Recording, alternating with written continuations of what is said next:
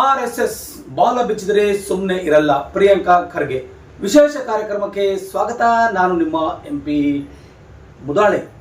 ಬಂಧುಗಳೇ, ತಮಗೆಲ್ಲ ಗೊತ್ತಿರೋ ಹಾಗೆ RSS ಯಾವತ್ತು ಕರ್ನಾಟಕ ರಾಜ್ಯದಲ್ಲಿ ಬೈಠಕನ್ನು ಹೊಡೆತೋ ಅವತ್ತು ಒಂದಲ್ಲ ಒಂದು ಗಲಭೆ, ಒಂದಲ್ಲ ಒಂದು ಘಟನೆ, ಒಂದಲ್ಲ ಒಂದು ವಿಚಿತ್ರವಾಗಿರ್ತಕ್ಕಂಥ ಸನ್ನಿವೇಶಗಳನ್ನು ಹೊರಹಾಕಿದೆ. ಹಾಗೇನಾದರೂ ಇಲ್ಲಿ ನಡೆದಿರುವಂಥ ಬೈಠಕ್ನಲ್ಲಿ RSS ಬಾಲ ಬಿಚ್ಚಿದರೆ ಸುಮ್ಮನೆ ಇರಲ್ಲ ಎಂದು ಪ್ರಿಯಾಂಕಾ ಖರ್ಗೆ ಅವರು RSSಗೆ ಎಚ್ಚರಿಕೆ ನೀಡಿದ್ದಾರೆ. ಒಟ್ಟಾರೆಯಾಗಿ ಹೇಳಬೇಕಾದ್ರೆ ಕರ್ನಾಟಕ ರಾಜ್ಯದಲ್ಲಿ ಯಾವತ್ತು RSS ಬೈಠಕ್ ಮಾಡುತ್ತೋ ಅವತ್ತು ಒಂದಿಷ್ಟು ಅನಾಹುತ ಆಗುತ್ತೆ, ಒಂದಿಷ್ಟು ಗಲಭೆ ಆಗುತ್ತೆ, ಒಂದಿಷ್ಟು ದೊಂಬಿ ಎಬ್ಬಿಸುವಂತ ಕೆಲಸ ಆಗುತ್ತೆ ಅನ್ನುವಂಥದ್ದನ್ನ ಸರಾಸಗಟಾಗಿ ಬಿಚ್ಚಿಟ್ಟಿದ್ದಾರೆ ಗೃಹ ಸಚಿವ ಪ್ರಿಯಾಂಕ್ ಖರ್ಗೆ ಅವರು ಮಾಧ್ಯಮದವರೊಂದಿಗೆ ಮಾತನಾಡ್ತಾ ತಮ್ಮ ಅಭಿಪ್ರಾಯಗಳನ್ನ ತಿಳಿಸಿದ್ದಾರೆ. ಬನ್ನಿ ನೋಡ್ಕೊಂಡು ಬರೋಣ ಇವತ್ತಿನ ನಾರಂಜ್ ಎಕ್ಸ್ಪ್ರೆಸ್ ಸುದ್ದಿ ವಾಹಿನಿಯಲ್ಲಿ.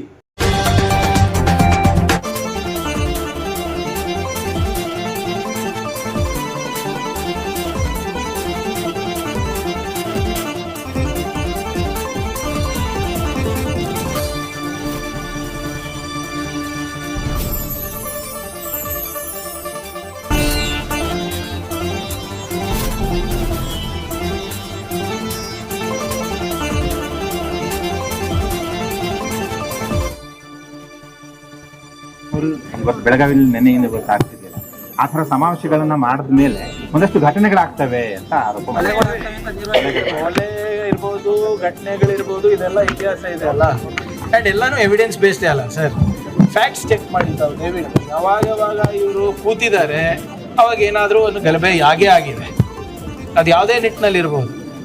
ಸರಿ, ನಥಿಂಗ್. ಈಗ ನನ್ನ ಹತ್ರನೂ ಕೆಲವು ಮಾಹಿತಿ ಬಂದಿದೆ ಇಂಟೆಲಿಜೆನ್ಸಿಂದ, ಸೂಕ್ತ ಸಮಯದಲ್ಲಿ ಹೇಳ್ತೀನಿ, ಇವಾಗಲ್ಲ. ಆದರೆ ಯಾರೇ ಕೂಡ ಕರ್ನಾಟಕ ರಾಜ್ಯದಲ್ಲಿ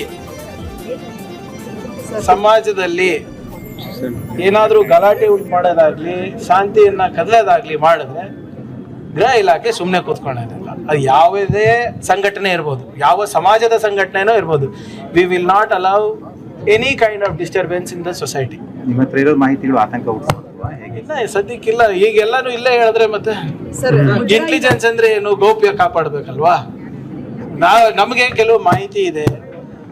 ಇವ್ರು ಬಾಲ ಬಿಚ್ಚಿದ್ರೆ ಯಾವುದೇ ಸಮುದಾಯದ ಸಂಘಟನೆಗಳಿರ್ಬೋದು, ಯಾವುದೇ ಸಂಘಟನೆಗಳಿರ್ಬೋದು, ಗೃಹ ಇಲಾಖೆ ಸುಮ್ಮನೆ ಕೂತ್ಕೊಂಡಿದೆ. ಯಾರಿಗೆ